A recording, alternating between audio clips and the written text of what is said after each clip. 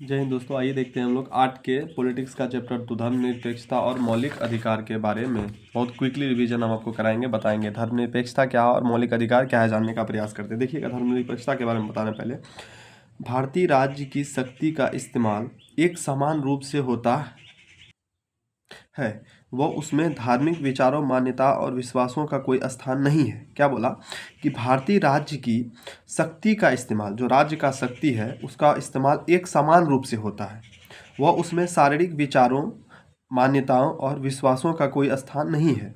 धर्म को राज्य से अलग रखने की इस विचार को ही धर्मनिरपेक्षता कहते हैं। धर्म को राज्य से अलग रखने की इस विचार को ही धर्मनिरपेक्षता कहते हैं। देखिएगा एग्जाम्पल, वोटिंग का अधिकार और शिक्षा का अधिकार। वोटिंग देने का अधिकार सबके लिए बराबर है, स्त्री हो पुरुष हो अमीर गरीब कोई मायने नहीं रखता है, सबके लिए बराबर है। शिक्षा का भी अधिकार सेम है। देश में कहीं घूमने का, बसने का, ये सब अधिकार क्या है, हमें धर्मनिरपेक्षता का अधिकार देता है। धर्म के आधार पर किसी को कहीं जाने से रोका या बढ़ावा नहीं दिया जाता है। आगे देखिएगा, धर्मनिरपेक्षता पे कुछ हमको छूट भी दिया जाता है, जैसे कि हम कहीं भी हथियार लेके नहीं जा सकते हैं, कोई प्रोटेस्ट वगैरह कुछ भी कहीं भी सार्वजनिक स्तर पर हथियार लेके नहीं जा सकते हैं। लेकिन जो हमारे सिख भाई होते हैं, सिख भाई 6 इंच का कृपान हमेशा अपने साथ रखते हैं। वह 6 इंच का कृपान, छोटा सा तलवार हमेशा अपने साथ में ले कहीं जाते आते हैं, रखते हैं। उसी तरह जो मुसलमान भाई हैं वो सेना में रहते हुए भी दाढ़ी रख सकते हैं। सेना में रूल बहुत स्ट्रिक्ट रहता है, हार्ड रहता है। सेना में आपको हमेशा क्लीन अच्छा रहना होता है, लेकिन मुसलमान भाई को वहाँ पे भी दाढ़ी रखने का हक दिया गया, उनके धार्मिक कुछ अधिकार है इस वजह से। अगला हम देखते हैं मौलिक अधिकार क्या है। मौलिक अधिकार वे अधिकार हैं जो किसी भी व्यक्ति के आत्मसम्मान के लिए मानसिक एवं शारीरिक रूप से एक स्वस्थ, आत्मनिर्भर, आज़ाद जीवन जीने के लिए जरूरी है। क्या बोला? किसी भी व्यक्ति के लिए किसे मानसिक एवं शारीरिक रूप से स्वस्थ, आत्मनिर्भर एवं आज़ाद जीवन के लिए जरूरी है। क्या जरूरी है? तो मौलिक अधिकार जरूरी है। अच्छा, इसमें कौन सा अधिकार आते हैं? हमारा शिक्षा का अधिकार है, देश भ्रमण का अधिकार है, वाक स्वतंत्रता है, हम शिक्षा प्राप्त कर सकते हैं, हमारा मौलिक अधिकार है। देश में कहीं भी घूम सकते हैं, बस सकते हैं, हमारा मौलिक अधिकार है। वाक, हम किसी से भी सरकार वगैरह से कोई प्रश्न पूछ सकते हैं, ये हमारा मौलिक अधिकार है। स्वतंत्रता, मीडिया का अधिकार, इसे 6 भागों में बांटा गया है मौलिक अधिकार। हालांकि ये पहले 7 थे, लेकिन वर्तमान इसके 6 भाग हैं। पहला क्या है?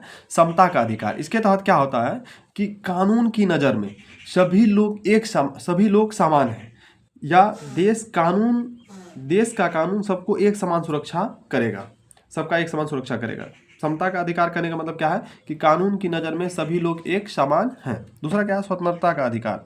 इसके तहत अभिव्यक्ति, संगठन बनाने की स्वतंत्रता एवं देश भ्रमण, व्यवसाय, पेशा की स्वतंत्रता है। हमें जो भी आज़ादी हमें अपने देश में मिलती है, सब आज़ादी हमको कौन दिया है? संविधान ने दिया है। वही आज़ादी हमें क्या कहलाती है? हमारे स्वतंत्रता के अधिकार। जैसे अभिव्यक्ति की स्वतंत्रता है, संगठन बनाने की स्वतंत्रता है, एवं देश भ्रमण, देश में कहीं भी जाने आने की स्वतंत्रता, कोई भी व्यवसाय करने की, नौकरी करने की स्वतंत्रता हमें है। शोषण के विरुद्ध अधिकार, जो तीसरा मौलिक अधिकार है वो क्या है? शोषण के विरुद्ध अधिकार। मानव व्यापार नहीं कर सकते हैं, जबरिया श्रम नहीं करवा सकते हैं किसी से भी, एवं 14 वर्ष से कम उम्र के बच्चों को मजदूरी पर रखना अपराध की श्रेणी में रखा जाता है। लेकिन हाँ, इसमें थोड़ा सा देखिएगा, अगर यदि 14 वर्ष से कम उम्र के बच्चे अपने माता पिता की सेवा करते हैं तो वो अपराध नहीं माना जाएगा। हम लोग पिछले ही चैप्टर में इसको पढ़ चुके हैं। लेकिन जबरदस्ती 14 वर्ष से कम उम्र के बच्चों को मजदूरी पर रखना क्या है? अपराध है, जबरदस्ती काम करवाना अपराध है। चौथा है हमारा धार्मिक स्वतंत्रता का अधिकार। इसके तहत क्या है? इच्छानुसार धर्म अपनाने, प्रचार प्रसार करने के लिए स्वतंत्रता दिया गया है। धार्मिक स्वतंत्रता का अधिकार क्या है? हम अपनी इच्छा से किसी भी धर्म को अपना सकते हैं, अपने धर्म का या जो भी धर्म हमें अच्छा लगे उसका हम प्रचार प्रसार कर सकते हैं। ये हमारे लिए क्या है? धार्मिक स्वतंत्रता का अधिकार। संस्कृति और शैक्षणिक अधिकार क्या है?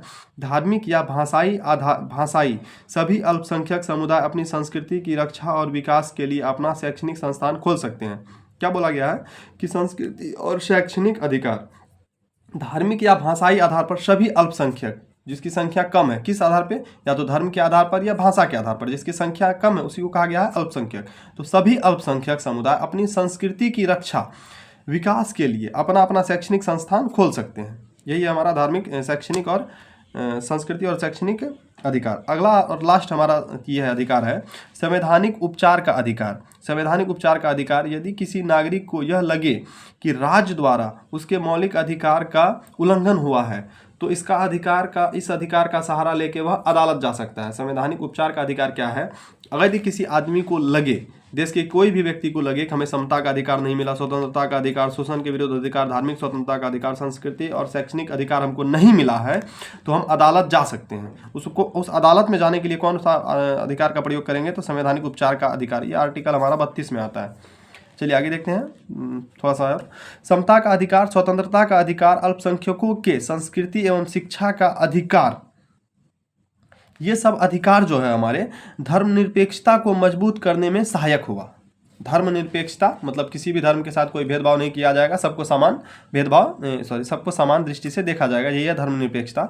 तो ये जो बोला गया समता का अधिकार, धार्मिक स्वतंत्रता का अधिकार, अल्पसंख्यकों के संस्कृति एवं शिक्षा का अधिकार, ये सब अधिकार ने मिल करके हमें धर्मनिरपेक्षता को मजबूत करने में मदद किया है। हालांकि 42वां संविधान संशोधन 1976 द्वारा इसको जोड़ा गया था। हमारे पहले संविधान में धर्मनिरपेक्षता शब्द नहीं था, लेकिन इसको 42वां संविधान संशोधन 1976 के द्वारा इसको जोड़ा गया। आगे देखते हैं। सरकार का कोई अपना धर्म नहीं होता। जो हमारे देश की सरकार है उसका कोई अपना धर्म नहीं होता है। सरकार का कोई अपना धर्म नहीं होता है। सरकार न तो किसी धर्म को बढ़ावा देगी और न ही किसी धर्म को कमजोर करने की कोशिश कर सकती है। सरकार न तो किसी धर्म को बढ़ावा देगी, न किसी धर्म को कमजोर करने की कोशिश कर सकती है। बहुत अच्छा नियम है। आगे देखिएगा। भारत में धर्मनिरपेक्षता का प्रचार करने के लिए 1948 से ही निरंतर प्रयास किया जा रहा है। भारत में धर्मनिरपेक्षता का प्रचार करने के लिए, देश में क्या हो, धर्मनिरपेक्षता हो, लोग भेदभाव न करें धर्म जाति के आधार पर, इसके लिए 1948 से ही प्रयास किया जा रहा है। क्या है? संपत्ति के उत्तराधिकार, विवाह, तलाक एवं बच्चों को गोद लेने जैसे कई महत्वपूर्ण सामाजिक कानूनों को धर्म के बजाय सामाजिक आधार पर बनाया गया। ये सब कानून को सामाजिक आधार पर बनाया गया। कौन सब कानून है? जैसे संपत्ति का उत्तराधिकार, मतलब बाप के संपत्ति में कौन कौन अधिकार लेगा, विवाह करने का अधिकार, तलाक देने का अधिकार एवं बच्चे को गोद लेने जैसे अधिकार को, जैसे कई महत्वपूर्ण सामाजिक कानूनों को धर्म के बजाय सामाजिक आधारों पर बनाया गया, ताकि दलित, जाति एवं महिलाओं को धर्म के आधार पर बने हुए भेदभाव वाले कानून से छुटकारा मिल जाए। इन सबको इसीलिए बनाया गया, धर्मनिरपेक्षता के आधार पर बनाया गया।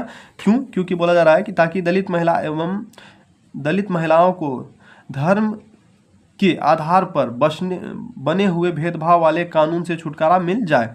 एग्जाम्पल के लिए दिया है, 1952 से पहले हिंदू धर्म में महिलाओं को पैतृक संपत्ति पर हिस्सा नहीं मिल सकता था, लेकिन 1952 में एक कानून पारित हुआ, उसके अनुसार महिलाओं को पैतृक संपत्ति में हिस्सा मिलना शुरू हो गया। या पिछले अध्याय में भी हम लोगों ने थोड़ा सा देखा था कि जब यदि पिताजी की मृत्यु के बाद उसके अगर यदि 5 वंशज हैं तो सब में बराबर हिस्सा होगा, चाहे बेटी हो या बेटा का, और एक अंश उसकी पत्नी या हमारी माता का भी होता है। चलिए देखते हैं। भारत में विश्व के, लास्ट टॉपिक है, अंतिम लाइन, भारत में विश्व के 8 प्रमुख धर्मों को मानने वाले लोग रहते हैं।